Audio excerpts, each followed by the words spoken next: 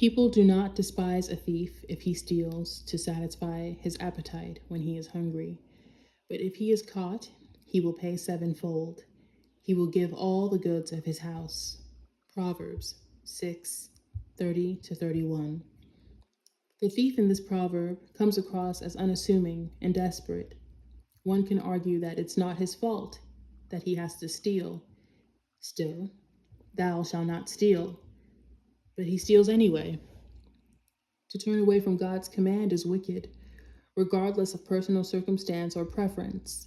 For one to commit sin instead of cutting off their hand or foot or plucking out their eye shows that they've chosen wickedness and have left righteousness behind. It doesn't matter if he seems like a nice guy, he's the enemy. After going through the most intense spiritual warfare I have ever faced since my walk with God, I learned that he allows the enemy to take from us, to have our blessings for a time. It's not out of cruelty, but investment. Despite our blessings being in filthy hands, it accrues value over time. The separation that takes place between us and what belongs to us, thus saith the Lord, enriches its worth. As the enemy takes hold of what's ours, many times through witchcraft, it seems as though the crime will never see recompense. But the Lord of hosts has always known it was temporary and scheduled judgment in advance. Eventually, the appointed time arrives. Just as the devil comes to collect, he must also pay.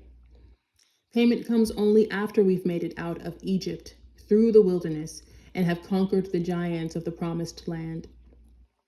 The increase is earned and witnessed after the Lord has tested our hearts and measured our growth, after making us ready for what he has promised. It is after the consecration and enlightenment that the chosen who was born with one star now has 7.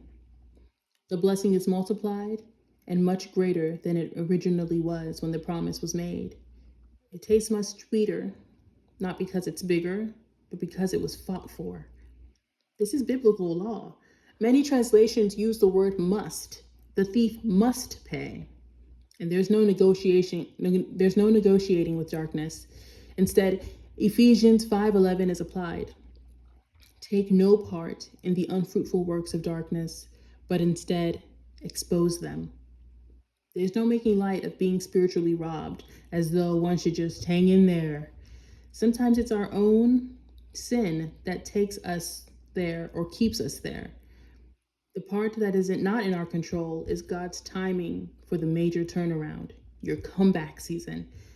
It may be a lifelong journey in making peace with the fact that God does things that don't always feel right to us, such as using wicked people and entities as placeholders.